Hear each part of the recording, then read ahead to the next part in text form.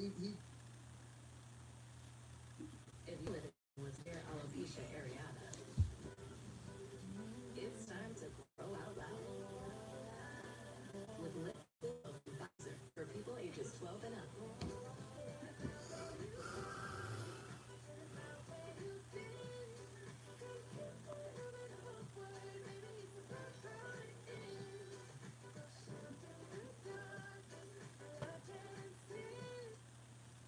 he tried to dirty Mac and tried to, you know what I'm saying?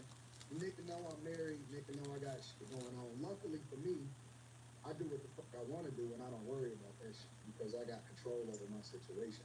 But what if my chick wasn't familiar with the fact that I got a chick out here? That I got a chick out here? That I got a chick out here? This clip was after Corey Holcomb exposed that Anton tried to bring a woman to his podcast. Hey, homie, get your bitch just the fuck on and walk over there with your bodyguard and your bitch, nigga. Walk over there with your bodyguard and your bitch. I got shit to do. Don't bring to be a dog that you ain't finna stand on. Remember I told you that. If you got a bitch with you, explain the bitch. Don't ask her to be on my show, nigga. Then she be on the show. I don't know that bitch. Now get your whole ass the fuck on and pay for your pussy like you got to. Take ass nigga. But no one believed Corey. And then Mika came out and told everybody it wasn't true. Here's another very challenging question that I have to ask you. I just have to ask you. Have you and Anton ever had sex? No, no. Any? Hold on. No. Lying ass bitch. And you said no, the lie detector test determined that was a lie. Lying? Ruined my goddamn marriage. That's a lie. I cheated. Let's talk about it though. Let's figure it out. But what if my chick wasn't familiar with the fact that I got a chick out here? Anton said this right after he came from the Corey Holcomb show. Before anybody really knew who Mika was. Anton, thinking about himself, just told the world that Mika was his side chick.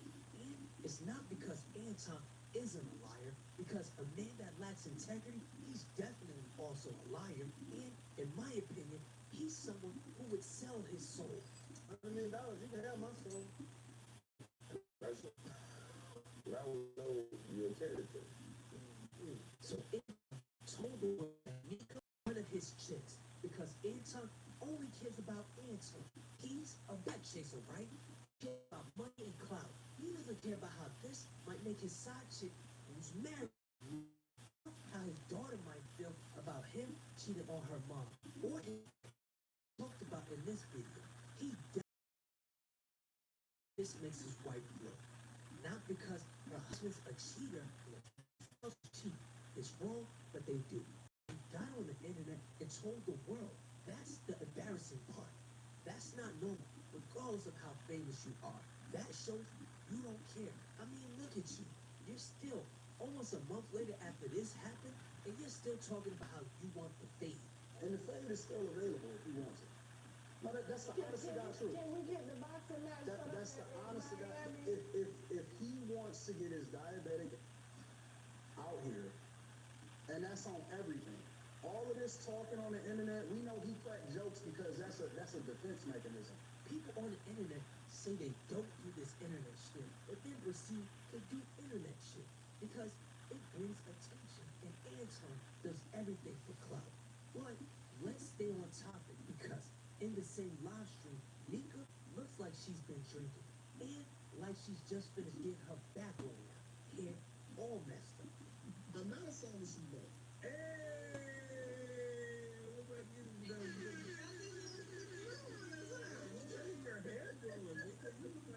What's up, girl? Notice someone on the panel says, "What's up with your hair?" And Mika claims she just got upstairs so people don't think they're staying in the same room because it's 2 to 3 a.m. and she's in another man's hotel room even though she's married. I know you fucking lying. When this live stream was filmed, the Anton versus Corey beef was just going viral. So I even thought to ask what you and Anton got going on. But Mika probably would have lied anyways. I don't know why she keeps lying because Anton already admitted that she's one of his chicks. You the same. I'm just letting you know what the streets saying. I'm out here in the LA streets right now. Yeah, the sheriff. Yeah, they were like, man, nigga was the shooter, cuz. And I just do nothing. And I just do nothing. And I just do nothing. Council Hoops also noticed that was preparing to jump in the motherfucking show. Okay, you gotta go platform going, you gotta go thing going. It should be fine. I think a lot of you guys are 1,000% unable to be impartial. You saw it.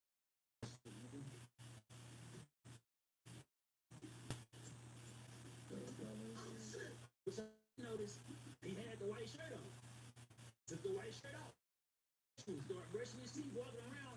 He wanna be seen. It's like he wanna be seen in the moment with her. Throw your clothes on the bed, them drawers. He throw his drawers on the bed, and whatever his little pajama shorts or some shit. Up on camera. He wanted it. About to go jump in the shower. Same day, same room, shower, and then switch dress. Oh, fuck, dude. Man, my haircut. If you bother talking to me, my hair took 25 minutes. And as a married man, I've seen enough. She's guilty. Y'all need more proof. So let's talk about you, Mika, because you also lack integrity. And lie about a lot of things, including this picture. Why would you edit this particular picture to make this imagery look lesser of a problem? I remember seeing that first picture and immediately thinking about the Drake quote. Right. You know that one Drake song? Same shit I do to women when I know I used to call. Hand right above that ass. But you made that hand disappear. And here's the problem, Mika. You can only submit to one man. You can only hand pocket for one man. It's called representation. Thank you. We want to say that we went to the 5150 program to have an educated conversation. The conversation took enough time, and we decided to use our judgment. And Let me say this also. Sir? Let me say this also. Amika stayed in pocket. She followed my lead. She stayed. She didn't do none of it. She didn't trip. She just said, "Yo, I'm rolling with you in that same bit of conversation." She didn't say one word. She just kept it moving. That's how women are supposed to move. They're not supposed to do all of the extra shit and all that. You follow the lead of the person.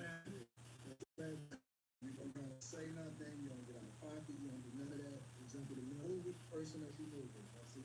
This is poor pussy management at best. Because why are you following the lead of somebody who doesn't give a shit about you? And you're supposed to be a conservative, right? I am Hispanic, and the reporter-in-chief is still 6 million plus Barack Obama. I'm Hispanic, and I vote for Mr. Trump. We vote for Mr. Trump! She sounds just like that lady. Mika, if you watch it, I just want you to say this. Beyond betrayal, they used us. That's right. The first step is admitting that Anton used you. feel like, do you like the controversy? Like, Yeah, it's great marketing. It's phenomenal marketing. yeah. Okay. So You are phenomenal marketing. You know how much more valuable I become when I bring Mika with me to places? Man, you wouldn't believe the amount of doors that I get in as a result of it. Yeah, he used you. And to the haters, I'm an independent. I call out bullshit on facts. But you being used like this, Mika, got me thinking, are you even conservative? Or are you just a grifter? And apparently, while editing this video, Ocean said the same thing. Wrong with Mika's YouTube channel, she doesn't really have strong opinions. She's not necessarily so talented or white. Let me just say, as a person that's supposed to be a conservative, she doesn't really go deep or delve deep into topics, which to me would seem like this conservative ideology base she has is a grift. She would have a hard time really putting her thoughts together and relating to the black community, at least the things that I've seen. So she's Hispanic. I know black. I ain't Dominican. I ain't Puerto Rican. I know black. You looking just like me. Sounds like Ocean actually watched her content, but but I came to the conclusion by looking at her social media. So I scrolled down your page. Celebrities everywhere. Not a husband sight. No family pictures, no wedding photos, no nothing. But I did find your rap video.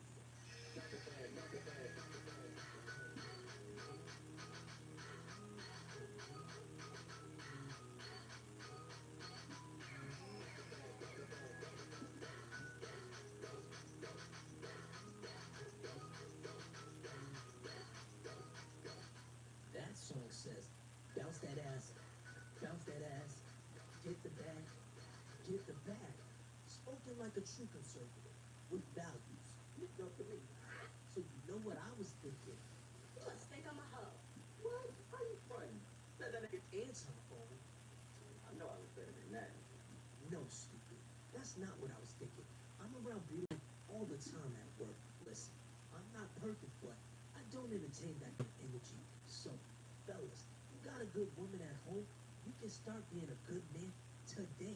But to the homies that are single, I mean, she let that nigga hit, and I'm pretty sure you probably look better than him. All jokes aside, Mika, I was thinking, are you a conservative drifter like your favorite artist?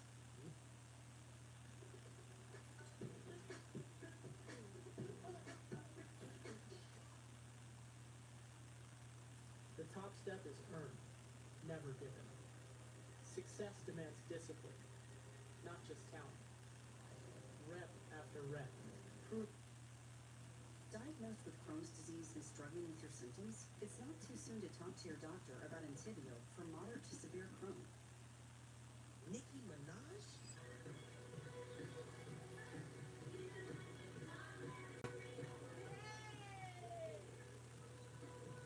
I may have to mute that clip, but I'll leave the half twerking in. I'm sure the fellas will appreciate it, and it will help my video retention. But Mika, I saw this clip. These are the realest TV. We got Mika and we got Key in the house this morning. What's going on? Your wife? Yeah. And then you made this comment on this situation, defending a gold digger? Excuse me, the news of the divorce comes after TMZ reported they owe $1.1 million in unpaid taxes. Now, Jeanette, I was talking about this in the newsroom with one of our writers, and she said, doesn't really help gold digger accusations. Well, there's that. They're gonna have a point. What do you all think? They said the relationship's broken or is this broke? It's just broke. That's what it is. And so is that what you did? Yeah, that's what you did. And then you asked for both custody, so it can keep continuing getting a little bit of custody. You're laying out the strategy. I think if we add the sparkle, that would sound like something Shira said. The gold diggers would love it, and maybe this is the reason why you moved the way you moved, Mika. You moved so crazy. Me and O'Shea were questioning if you were even married. Are you married, Mika? Mika don't fuck relationship. Okay. I was just thinking. I mean, no. I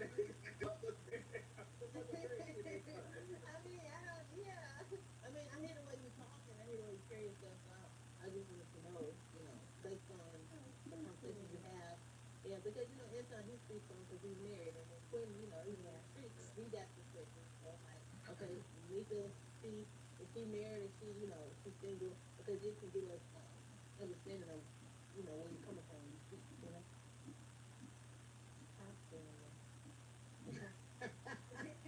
That nigga Mika don't answer no questions about nothing.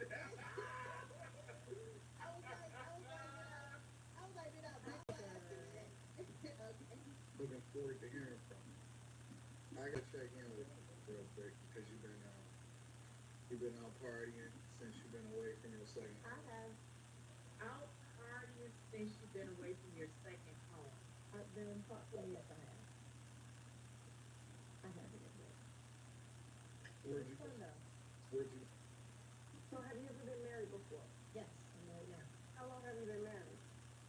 I've been married pretty much all my life. Your husband approves of your work relationship with Anton? Yes, my husband knows of every relationship that I have, period. Is your husband on your IG? No, my IG is strictly for business. I don't put my personal life asked Mika, how long have you been married? He says, I've been pretty much married for my entire life. Boy, don't you just do that, dude. So who says that? Like, if you're really married, why don't you say how long you've been married? I've been married for 10 years. I got married in 1999. So you've been married for your entire life. So since you were 5, you were married at 6 years old. Was your husband 30 and then you were 6? So how do you even respond? Now, Mika is probably no older than 36 or 37. No older than. So to get married and been married entirely your whole life would mean a few things. You've been married your entire life since you were young, 16, 17. You've been married multiple times, or you are lying about the status with your marriage. And I thought you really weren't married, but then I remember your old co-worker said he met your husband. But for full transparency, I think the public should know that I used to be your executive producer for a show that I walked away from. Because I have a personal relationship with you and your husband, I know you guys outside of the work that I've done with you. So I'm speculating, but I think you got an older husband. And as someone who's got experience being the side guy for women with older husbands, I know how these marriages work. You see, when I was single, I dated married women like you all the time. And I pray that karma never comes back to me. But I was dating married women, and they had older men who paid all their bills. And my young ass supplied that long dick. And I know you'd be cool with that situation because you said this. Size matters to a point, but not really because if the pockets is bigger. If the pockets are bigger, you don't care because you'll just get it from somewhere else. So my guess is you probably got an older husband at home, just like Shira Seven did. And no disrespect to her husband, I heard he recently passed away, but you probably got an older husband who doesn't use social media like that or keep up with you. He didn't see how you were moving on the internet until you went viral and letting another married man blow your back out. And then brag about how you were his side chick on the internet. I mean, Anton was on his John Jones shit, and Mika was like, Can you tell people that I didn't sleep with you for an interview? I'm not gonna lie to you.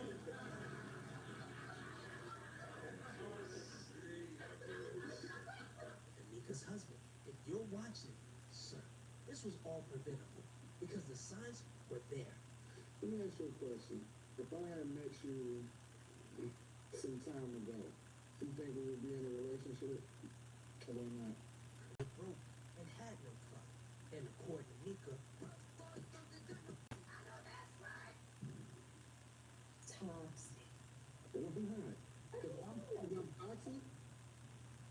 Because I'm toxic. Your love is, your love I don't think I'm like, people like with her personality type, I don't think I'm like, fun enough. No, that's not. No, that's because that's what you keep saying to me. Alright. My personality type is to, yeah, fun. That's not. But see, you changing. Yeah, I ain't for the picture. But what about the conversations that we had previously, though? Which one? You just was different.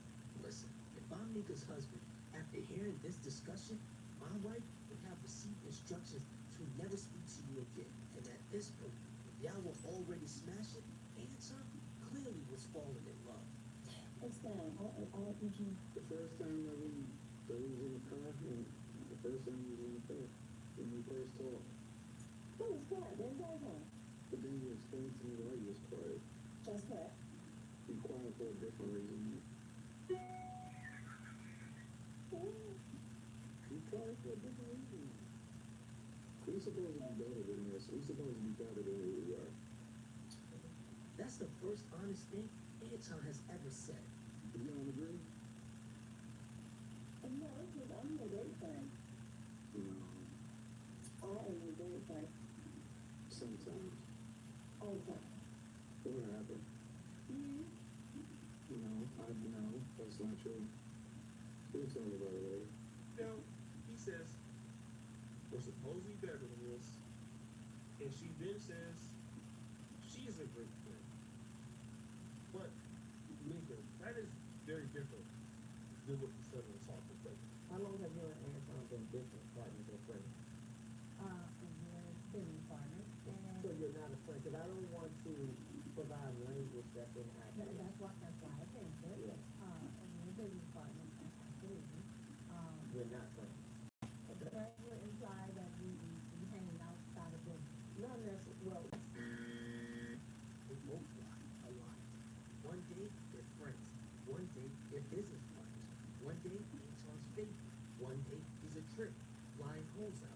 One day, Mika's married. One day, she's a fiction. At this point, who's gonna be an honest friend and tell the audience the truth? Switch the subject. Well, I'm gonna be a great friend, and we're gonna go to Super Chats. There was a lot of awkward silences that I edited out, but y'all are on a panel booyah here. And I was uncomfortable watching it, so I can't imagine being one of the people on the panel, seeing it live, or anything.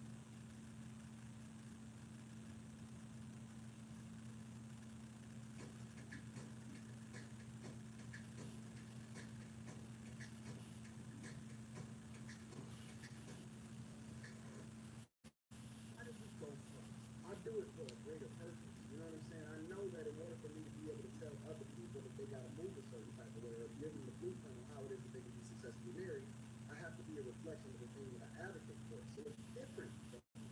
You know what I'm saying? So it doesn't mean that I don't love beautiful women around me. It don't mean that I'm not gonna have that I don't check out chicks or whatever, so on and so forth or whatever. I just don't believe that A, they not worth my time. B, they ain't even close to the quality of the woman that I have. C, I also want to be the man that I would love for my daughter to marry. And then D, I have a higher expectation of my life, and I esteem myself greater than what normal people would esteem themselves. So I just hold myself to a higher standard than other people. Is you Anton? Five O's over there. Why don't you care about what it say? I always got a bad chick with me. 100% of the time. I don't go out of town unless I got a bad chick with me. And he don't know that. He don't know that I do what I want to do when I want to do it. It's the type of man you want your daughter to be with? I don't think so.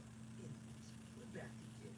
It's been years since I've watched an Anton Davis video, and it seems financially elevated, and in your eyes, you gained the whole world, but you lost your soul. You just another lost nigga. Quick recap on how we got here. Anyways, let's about Anton. So where do we start? How about the beginning? See, Anton, I've been watching your channel for a long time. I don't know hating shit either, but you're a married man who talks about getting to the bad and relationship. So I'm into that kind of content. I even did a reaction to one of your videos, and you saw it. Hell, I've been watching you since your channel was probably about the same size as my channel. That's how it started. But then you switched up on your audience, and unfortunately, it looks like you switched up on your wife too. It's men like you who make women believe that all men cheat and are the same. Because if all men were the same, all men would be doing the same. I'm some niggas fucking some parts. Alright? So, okay, so there's a lot of niggas ain't taking no shit. There's some niggas beat women, there's some niggas won't touch a woman. There's some niggas say bitch, bitch, bitch, and there's some say I'm gonna say this. So we're all different. Yeah, we have the same chromosomes, makeup, all that. Only with our environment, how we raise, supersede all this shit. Because once you develop a conscience, once you learn right from wrong, and you got a conscience, I wouldn't give a fuck what one y'all you with me. And if I wouldn't give a fuck how old he is, you ain't go cheat on me. When you develop that, you fight against your nature. You deny yourself. That's what fasting and praying come in with. You develop coping skills. You develop critical thinking skills, conflict skills to supersede your nature. That's where the morality comes in. Morals. Something you don't have, little Anton. And who's time to talk about morals? I'm not the definition of perfect. In fact, this video is going to be about you, little Anton. I've been planning to make this video about you, little Anton. It's been sitting in my draft since 2023, little Anton. Feeling 24, but that rhyme. So that's just what it is, little Anton. This video was supposed to tell you straight up, you and I both know she deserves better. And you can start getting better today. So I was always gonna make this video, but Anton, your situation is the best example of bumbling a good woman. And if I knew your wife, I'd tell her straight up, she deserves better, based on how you spoke about her in the past. But now you're on some other shit, some new shit. And yes, I did have niggas with me when she was looking gorgeous. But let's get to that part. Let's get to it, because I know you didn't sell your wife this drink when y'all first met. And told you together in that small apartment, then she'd have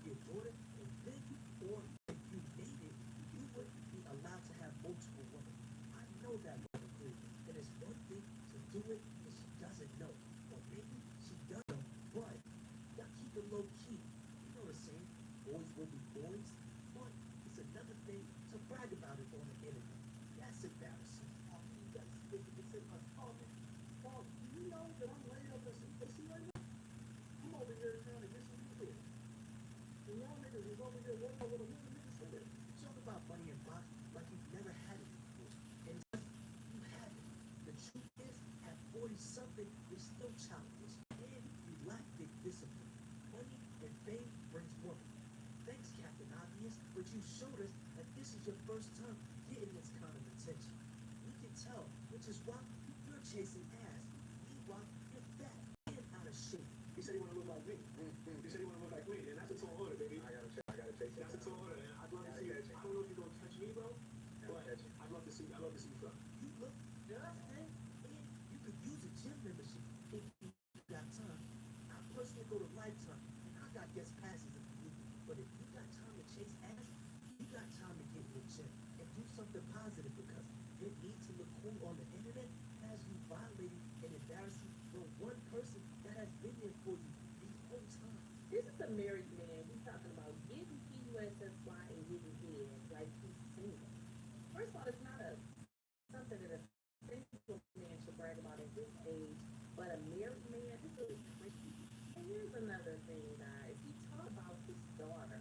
His daughter, a 17-year-old, and he's on the internet talking about getting PUSSY and getting his things. Like, how appropriate is that? Like, how is that appropriate? You have a 17-year-old daughter who knows that you're married to her mother, and this is the commentary that you're giving.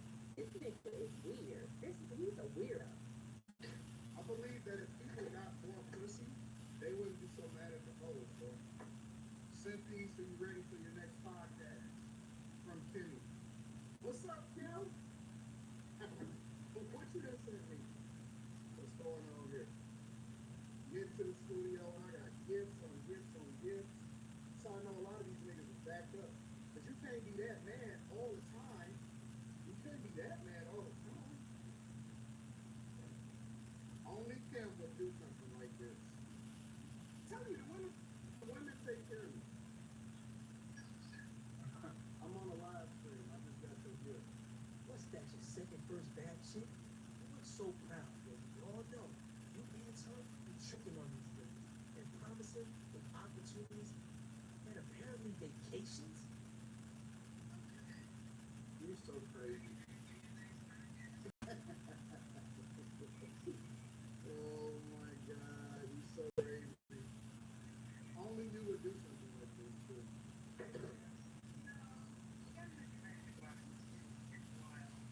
Facts. Facts. I'm on a live stream just to let you know.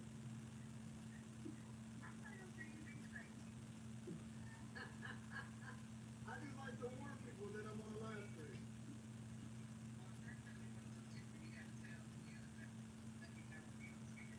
But what you doing right now? So when you coming to Detroit? That's the question. So you gonna come when I tell you to come? Maybe it shouldn't be Detroit. Maybe we need to link up in a different city. Because it's cold here. Yeah, but it's colder here. Looking outside right now.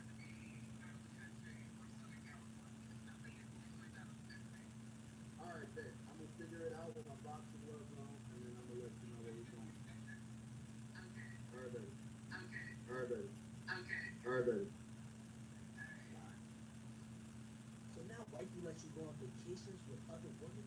Because it doesn't look like you're sharing the post. It's just you and Kimberly. I wonder, can Rita go on vacations with other men? Rita ain't that crazy, but apparently you are. Looking like we're married. Oh, wow. I'm particularly hard and sad and difficult because Anton has a lot of different personalities, and so you have to be a certain type of woman to deal with. Anton is very emotional. He doesn't communicate effectively. I don't think that he has anybody before. I think he's just been English. He's just like a totally different person. He's a totally different person when he gets angry. He blacks out. Sounds like she's scared of you, little Anton, and she doesn't need to be. We all saw the interaction with Corey. You all bark and no bite. And based on how you described her, she's a good one and doesn't deserve any of this. That's the same exact advice I gave one of my homies right before he lost his high school sweetheart. She deserves better.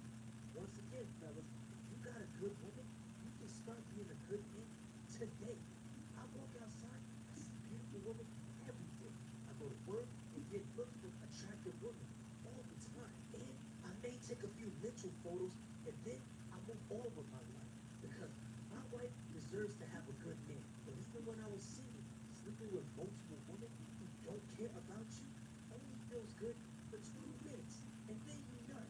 Then you realize that life is short, and spending your life trying to smash holes is really sad. Ask yourself, what's your purpose? Do you have one? Probably not. What about the fact that your parents or loved ones are getting older? Why not spend time with the people who matter?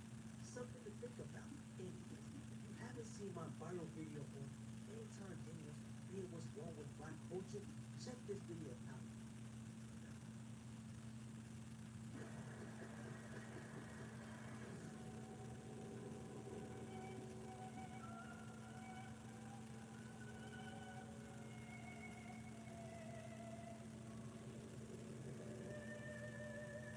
See, they got it all wrong.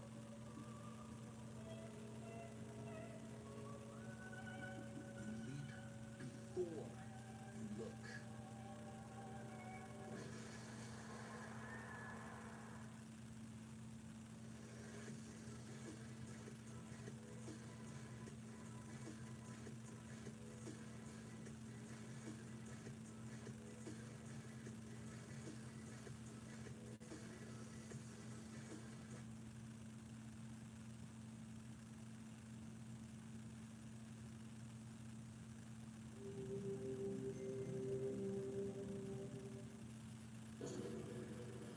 Tonight on Unsolved Mysteries.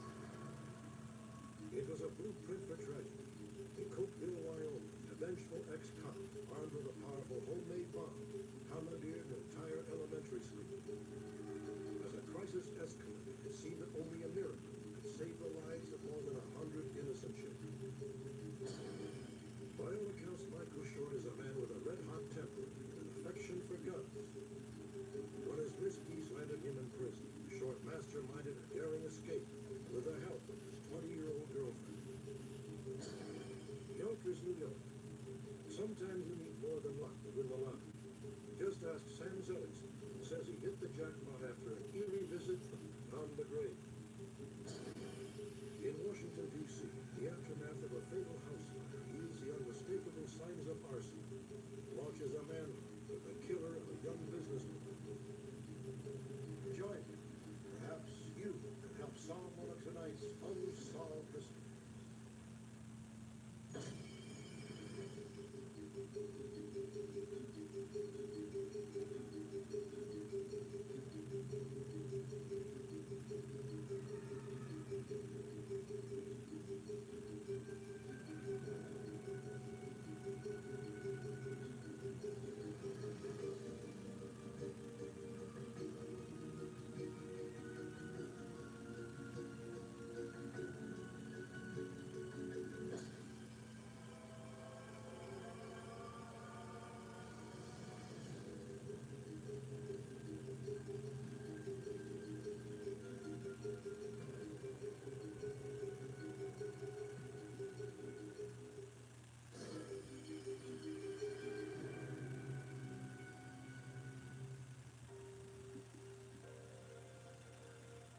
Seventeen-year-old Melody Woods was not the kind of teenager anyone ever expected to get into trouble. She enjoyed school, didn't stay out late, and barely begun to card. Then in June of 1994, Melody fell in love. Melody, Michael's here. I'm coming. Sorry. They listen to everybody already. Yeah, we're just getting to know each other a bit. His name was Michael Short. Melody had met him during a summer session at her high school in Fort Worth, Texas.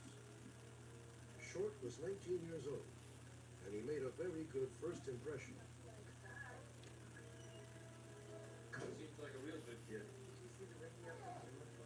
But that first impression evaporated quickly.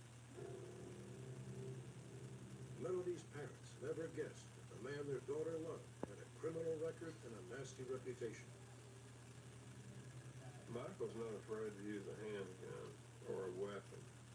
Statements from some of his acquaintances indicated that his favorite pastime was dressing up in black and shooting at cars and trains. 6 months before he met Melody, Michael Short and a friend came up behind a couple driving down the highway. They were in Nebraska, moving too slow to suit Short. You ain't gonna drive speed. You got no big speed. Passing them. Well, boy, He can go by if he wants to. He grabbed my tail. He's trying to bug me. God, this guy's kicking me off.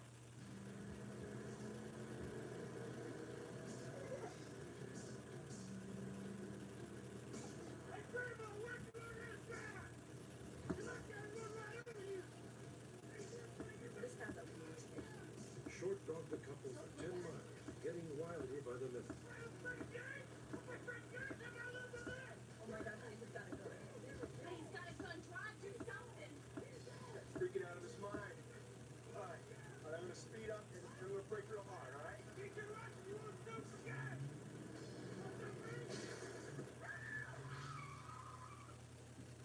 The driver was struck once in the shoulder, but survived.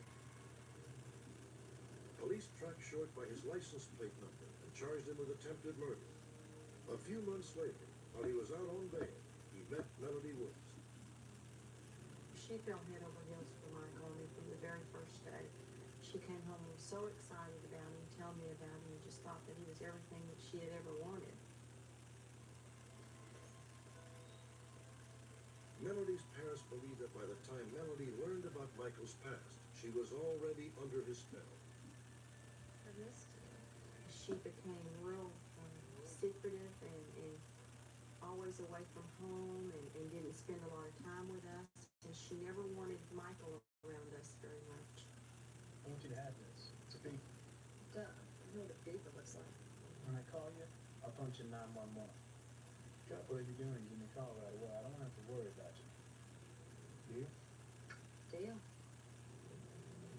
I had to talk with her, and I told her, I said, I'm afraid that, he's being a little bit too possessive. And she was like, well, we just really enjoy being together, and there's really nothing to it, and he's not possessive. And, every time I would try to say anything about the situation, she didn't want to talk about it. In March of 1995, Michael Short was found guilty in the highway shooting incident. He was sentenced to 8 years in prison on a reduced charge, aggravated assault with a deadly weapon. Melody's parents hoped that would end the affair. To their dismay, Melody refused to give up on Short. After the impact wore off, she started, I can get through this. I'll make it. It may just be 4 years. It may not spend 8 there, so we'll do the best we can. I can make it through this. By all accounts, Short was just as determined to remain a part of Melody's life. He had access to a jail phone from 10 a.m. to 10 p.m. He used it to barrage Melody and her parents with collect calls. He called us day and night, night and day. He was relentless with the phone calls. They just never would stop. She had to be at a specific phone at a specific time for him to call, and if she wasn't there, then he was very angry. And when he did finally get a hold of her, it would always be a screaming match over the telephones. Finally, we just had our phones blocked from any collect calls because that's the only way they could call us correct. And he figured out a way around that by calling his parents and getting his parents to call us on the three-way.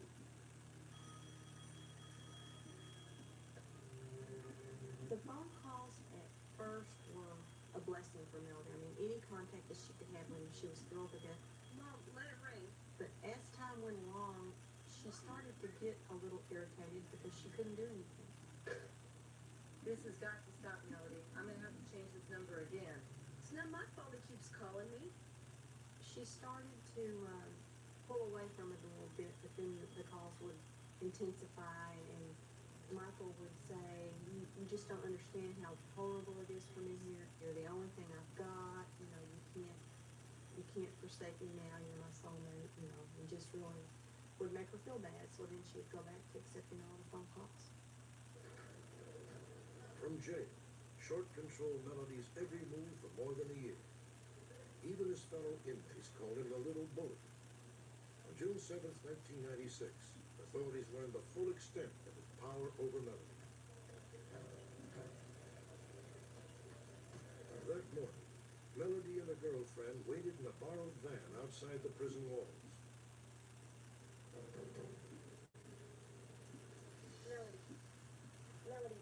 should go.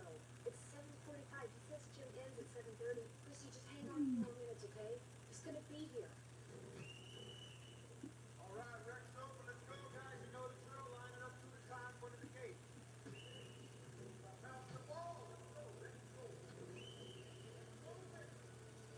Before anyone could react, Short made a bold break for freedom. Hey, Short, hold it. Stop or I'll shoot.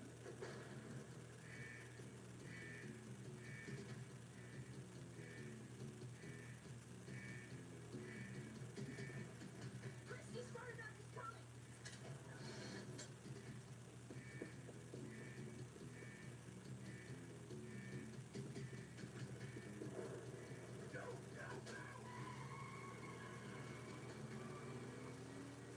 Start to finish, the entire escape took less than 1 minute.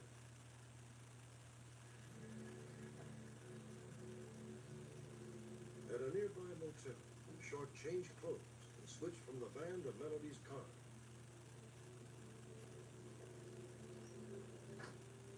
Be careful, okay? I will, all right? I'll call you. I'll ring once, then hang up, and then we'll leave you, okay? When he left, he took Melody with him, possibly against her will.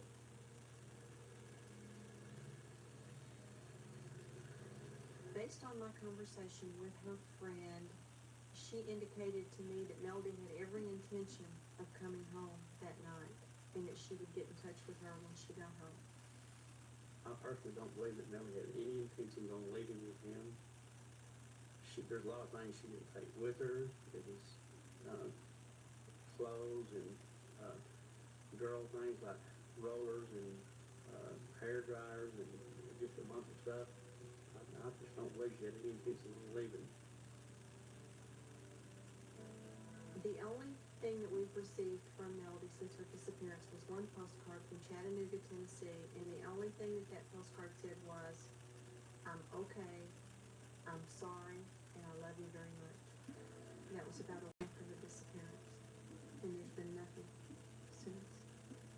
What concerns me the most about Melody's disappearance is that just that, she's disappeared, and we've had 3 unconfirmed sightings of Michael.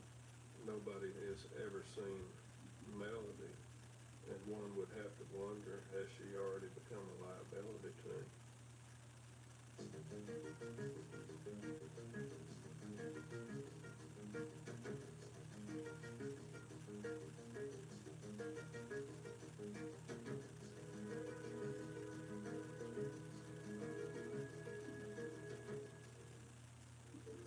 In a moment, when a madman takes an elementary school hostage, the residents of a small town can only pray for a miracle. But first, was a young businesswoman murdered to keep her from blowing a whistle on illegal banking activity?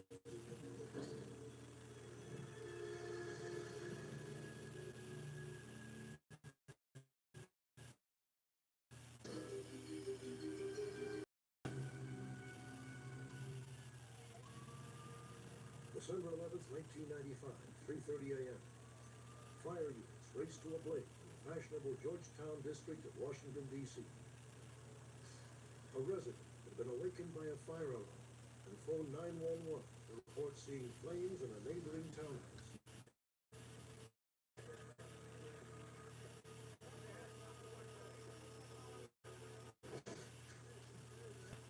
Once inside, firefighters discovered that the blaze was restricted to the upstairs bedroom. In fact, it was confined to the bed itself.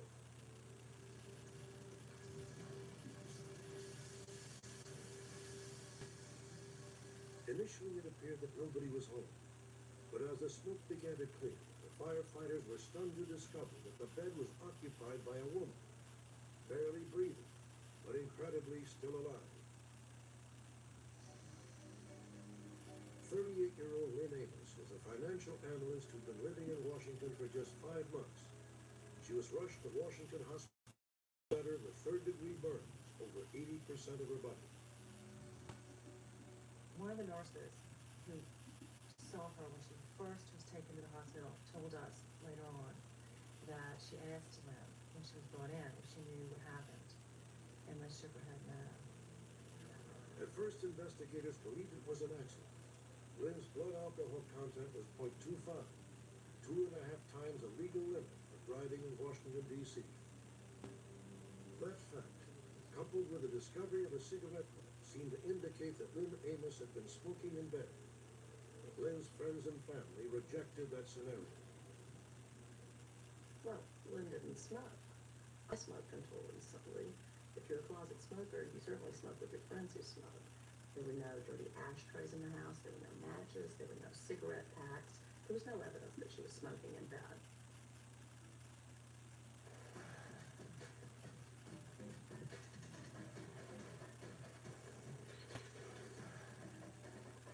Made with quality, worn with pride. The Johnny O. Collegiate Collection.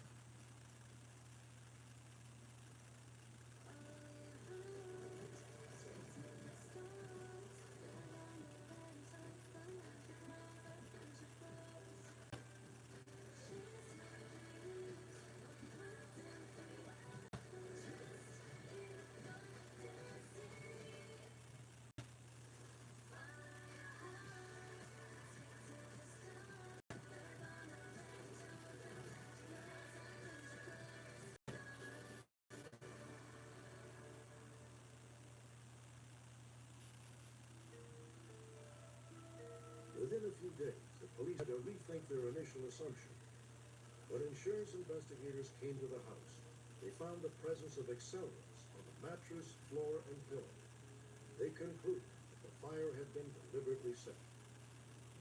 The insurance investigators' report showed that there was a combination of kerosene, gasoline, and turpentine. And the doctor has told me that her burns were consistent with those from a fire that was accelerated. He told me at the hospital that he couldn't believe that only she and the bed burned. He said she looked like the result of a house having been burned around her. Lynn Amos hung on for 10 days, barely conscious and unable to speak. On December 21st, 1995, she passed away. A month later, the cause of death was officially listed as homicide. But who would want Lynn Amos dead? And why? She seemed an unlikely target, friend, outfit, with no known enemy. But Lynn Amos apparently did have her secrets. In the weeks before she died, she abruptly stopped talking to her friends about her job. When pressed, she refused to elaborate. To those who knew her best, the motive for Lynn's murder began to emerge. Lynn Amos had moved to Washington in August of 1995 to take a position with a management consulting firm. As part of her job, she made frequent trips to Mexico to assess the lending practices of several large Mexican banks. Less than a month before the fire, Lynn had lunch with her close friend Emily Smith and offered the first indication that she was sitting on top of a bombshell.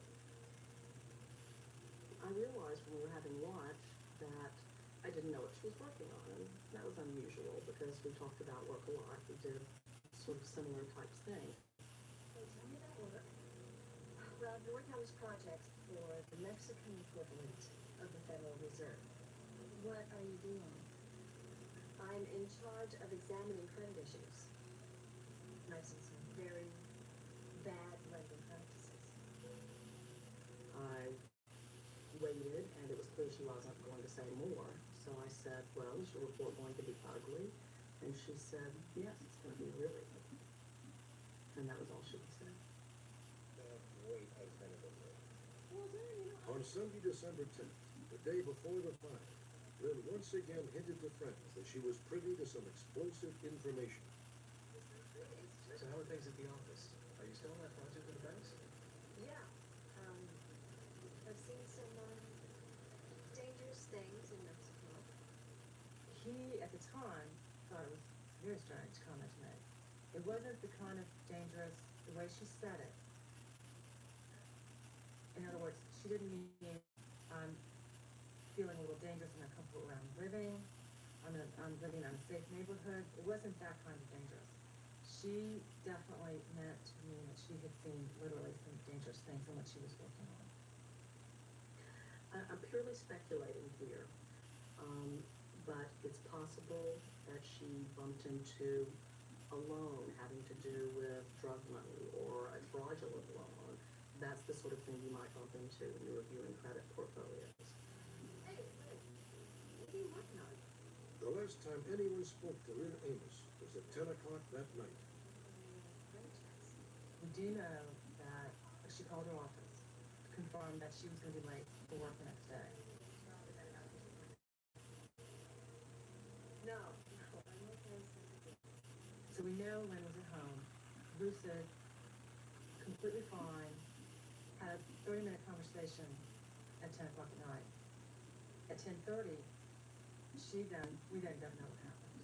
When we first told our attorney how Lynn was killed, his first statement was, that's the profession of guilt. The fire detective who came to the scene said that it had all the indications that this was a controlled fire, that somebody was there making sure that this fire didn't do what it needed to do.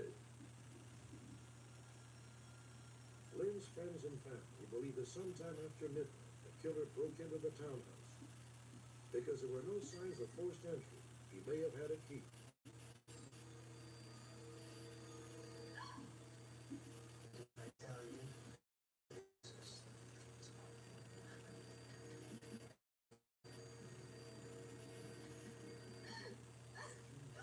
The intruder may have then swallowed enough alcohol to render her unconscious.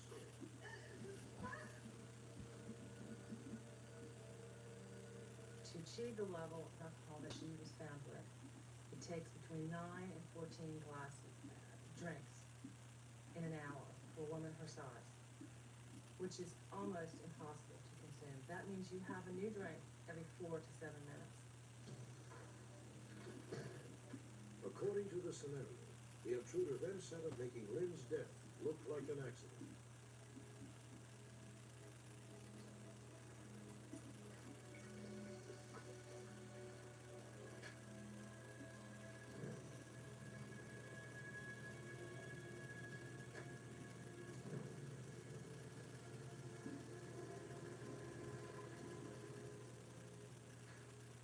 What was done to Lynn Amos was so horrible. I really do not have the words to describe it. Lynn was just a great friend. She was really fun. She loved life. And people should not be allowed to get away with that. It's interesting to note that Lynn Amos never completed her report on the Mexican banks. Lynn's former employer declined to appear on camera for this segment. In a letter to Unsolved Mysteries, he wrote, "We are troubled by the same questions being asked by investigators. We can only hope that forensic science will provide some answers." In a moment, the remarkable story of Sam Zellison, who says he hit the lottery jackpot with help from an unlikely source, the spirit of his deceased son. And later, a small town faces unspeakable tragedy when a deranged ex-cop and his wife seize control of a local elementary school.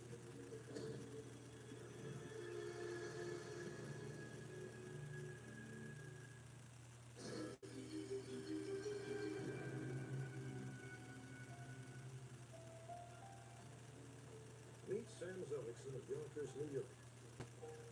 Devoted father, loving grandfather, down-to-earth, self-made business. Sam had been through just about everything a man could go through, till the morning, January 16th, 1991.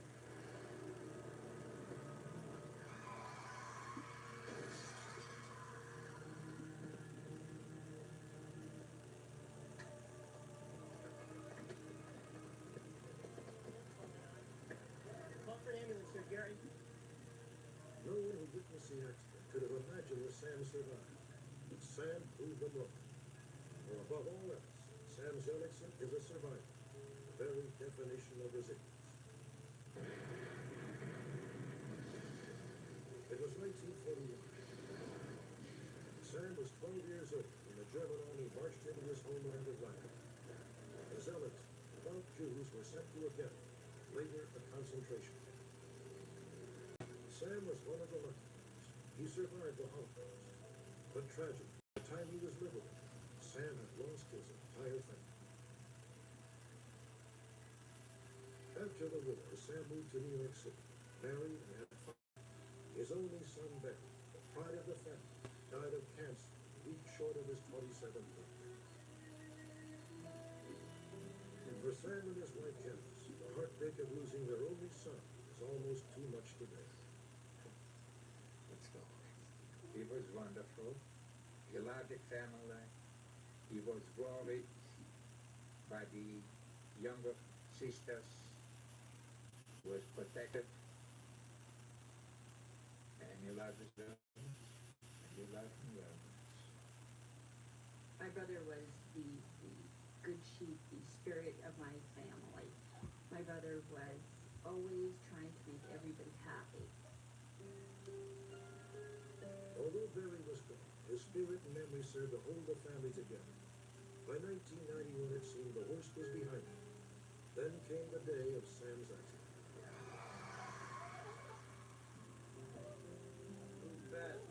All things considered, Sam came through in pretty good shape. Probably about an A hour. sprained neck, 2 broken ribs, a single cut on his forehead. And after 2 weeks in the hospital, Sam was ready to go home. You look 100% better than when you came in here. Yeah, you're right. I was sick. Janet will lay me in bed and say my prayer quietly. She sleep. Everybody bother you. I Take felt your like ass to an sleep. arm touched me. And I stunned at the moment. And as I looked, I saw a shot of my son. Like he was in Scout. Harry, my boy. Harry, I couldn't believe it. I thought he came back to me. I thought God gave a new life. Sam just stared, locked in a profound silent exchange with the spirit of his deceased son. The spell was abruptly broken. Another patient began to jabber about the state lottery. Look, Sam. Yeah, look what day it is today. It's $9 million day. Like that, it's what they call the super lotto. Yeah. $90 million today, Sam. Then Barry disappeared. I thought there was a sign, and I had to play the lotto because he moved me towards it. He told me to play in a certain way. That afternoon, Sam came home from the hospital. His wife and daughters tried to keep him calm, but all Sam cared about was buying his lottery tickets. Thank you. Right, first of all, do me a favor. The first thing you do, I want you to go up to my room, the top drawer of my bureau, there's money in it. Take it out and bring it down here. I want you to buy lottery tickets with it. Lottery tickets? Yes, because Barry came to me in the hospital, and he said, 5 tickets to the lottery. It's a $90 million lottery. When my dad came home from the hospital, he was really insistent that we play the lotto. He had a feeling that my brother was pushing him to buy a lotto ticket. And he kept telling us, let's play the lotto, let's play lotto. Barry was there. This was a sign from heaven that we need to play lotto. So do you know what numbers you want to play, Dad? The Zellitzes bought 16 tickets at $1 apiece. 16 different combinations of 6 numbers for a chance to win $90 million. Sam's overwhelming confidence slowly spread to the rest of the family. When we went to buy the lottery ticket, there was a feeling of buying it to please my father. Then there was this other feeling that, well, maybe something might come, but you never know. Anything might can happen. With most clubs open, Planet Fitness is ready for you anytime the motivation is. $28, $1 down, $15 a month. Cancel anytime. Deal ends February 27th.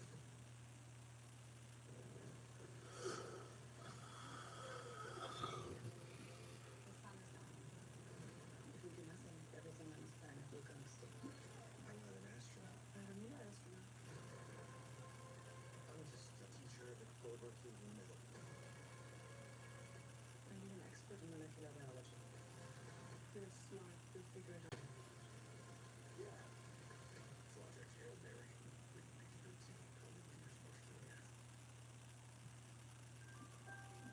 Nobody knows that better than Sam Zepkinson. That evening, he made sure his entire family was gathered around, drawing the winning number. Now, tonight's winning Super Lotto number. The first winning number is 46. 1946, the year Sam left the refugee camp after World War II.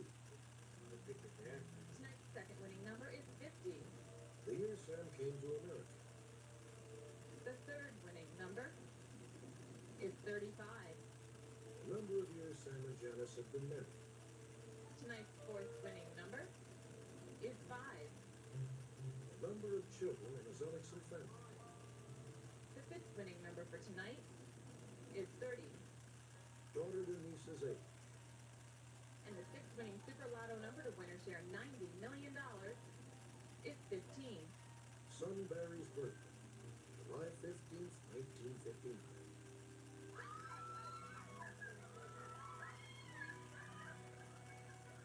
When we won, my dad smiled like an angel. It was as if he knew that he really did see my brother. He was so happy, and I've never seen him glow like that. It was just an inner glow. The odds of Sam's special numbers winning the lottery were $13 million. Sam is convinced that the loving spirit of his son improved his odds considerably. My son Barry definitely was responsible for winning the lottery. He definitely gave me the gift. You know, God works in mysterious way. He takes away the best thing in your life, or to give you back a little return. I thought it was like a gift. It was a gift from Barry for my son. And my son, I think. Barry wanted his father, his mother, and his sisters should have a happy life and to help other people that cannot be helped. Because he would have any place in there. As it turned out, the Zellics were not the only winners that night. 8 other people also hit the jackpot. They each ticket was slightly more than $10 million. Sam and his family will continue to receive annual payments of roughly $475,000 until the year 2011. To honor the memory of their son Barry, they have donated a significant portion of the proceeds to charity, a tradition they plan to uphold with each coming year. Next, a powerful homemade bomb demolishes a crowded school classroom, yet not a single child is seriously injured. An extraordinary piece of luck or a case of divine intervention.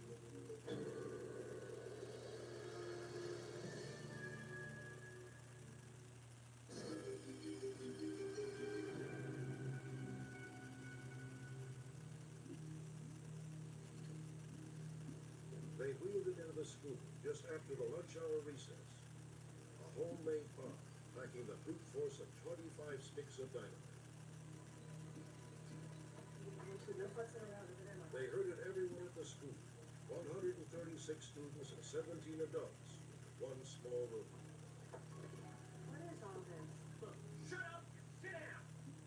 His name was David Young, and he was no stranger to Cookeville, Wyoming. He had served briefly as a town policeman before he was fired for misconduct. Young's resentment had mushroomed into a full-blown messianic tirade. It's a scenario that is now chillingly familiar. Innocent lives hanging by a thread at the whim of a suicidal madman.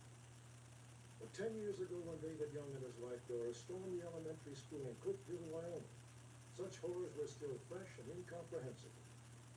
To the people of Cookeville, it seemed only a miracle to save their lives.